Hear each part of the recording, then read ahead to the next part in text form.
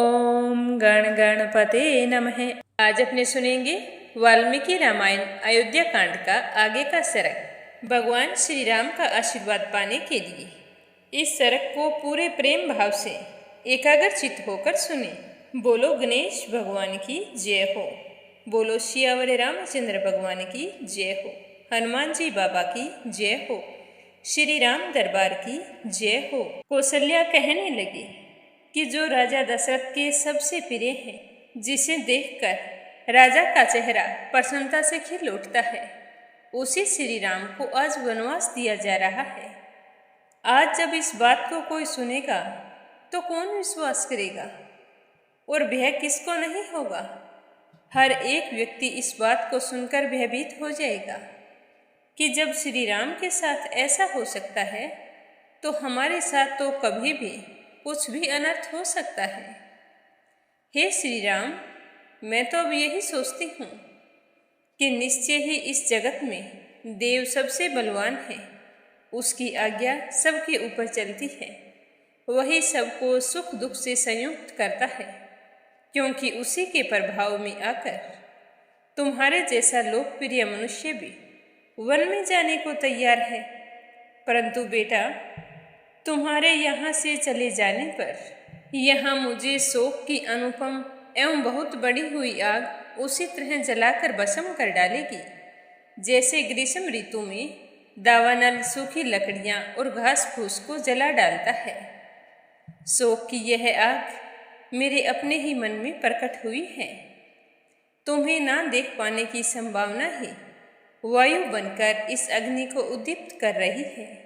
विलाप जनित दुख इसमें ईंधन का काम कर रहा है। रोने से जो आंसू बहते हैं वे तो मानो इसमें घी की आहुति का काम कर रहे हैं। चिंता के कारण जो गरम गरम उच्छ्वास उठ रहा है वही इसका महान धूम है।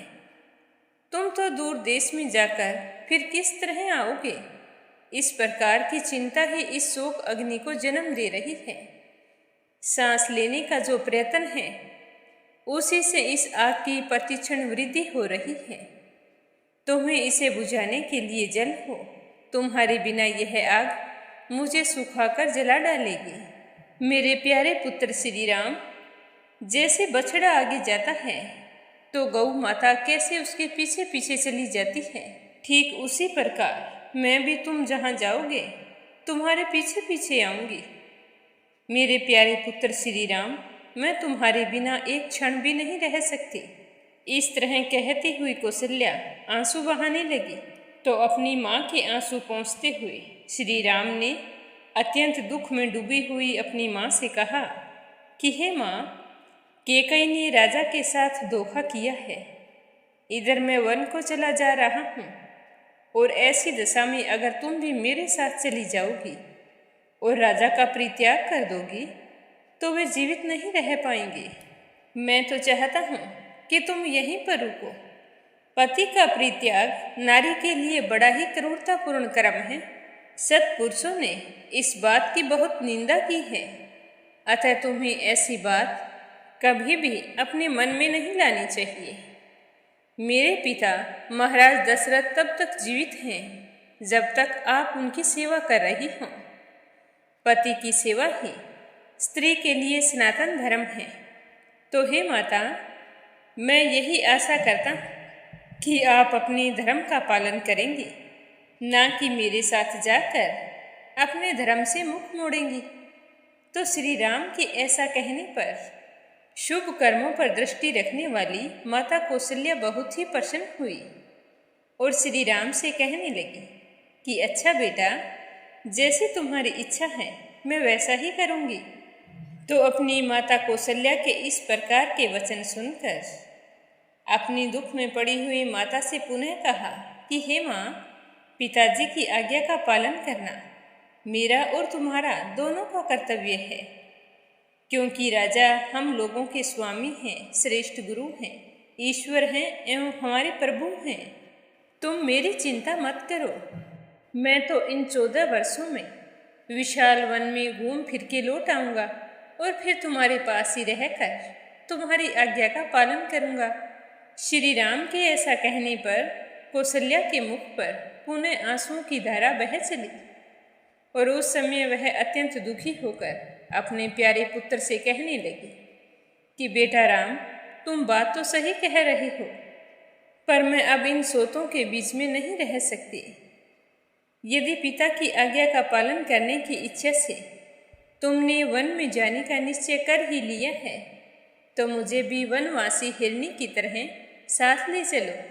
यह कहकर माता कौशल्या जोर जोर से रोने लगी, तो अपनी माता को रोते हुए देखकर श्री राम के भी सब्र का बांध टूट गया और वो भी जोर जोर से रोने लगे और रोते हुए बड़े ही दुखी स्वर में अपनी माँ से कहने लगे कि माँ, स्त्री के जीते जी उसका पति ही उसके लिए देवता और ईश्वर होता है। अतः महाराज तुम्हारे और मेरे दोनों के प्रभु हैं। हे माँ, तुम मेरे साथ नहीं जा सकती। तुम इस तरह रोकर मुझे कमजोर कर रही हो। इस समय श्री राम के सब्र का बांध टूट चुका था। इतने समय से उन्होंने अपने दुख को अंदर ही दबा रखा था। अब वो बुरी तरह से व्याकुल होकर अपनी माँ के गले मिलकर जोर जोर से रोने लगे और कहने लगे कि माँ, वन में तो जाना होगा, क्योंकि मैं पिता की आज्ञा से विमुख नहीं हो सकता। आज तक मुझे याद नहीं कि मैंने ऐसा कोई कार्य किया है जो महाराज के विरुद्ध हो, तो मैं आज ऐसा कैसे कर सकता हूँ। एक राज्य के मोह में पड़कर मैं अपने पिता धर्म को भूल जाऊं, ऐसा नहीं कर सकता। तुम्हें तो अपने आप को सौभाग्यशाली समझना चाहिए कि आपने मुझ जैसे पुत्र को जन्म दिया है। जब तक पिताजी जीवित हैं, तब तक हमें अपने आप को अनाथ नहीं समझना चाहिए। भरत भी बड़े धर्मात्मा हैं।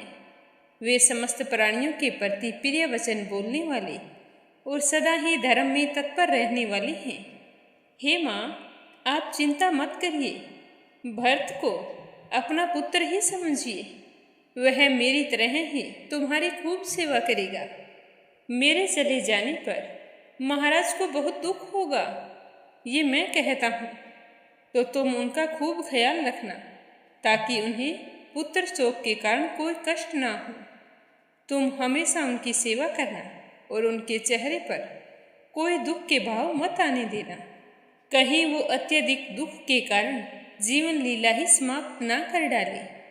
जैसे भी संभव हो, तुम हमेशा सावधान रहकर मेरे बूढ़े पिता के हित साधन में लगी रहना, क्योंकि मैं जानता हूँ कि मेरे पिताजी ने जानबूझकर ऐसा कुछ नहीं किया है।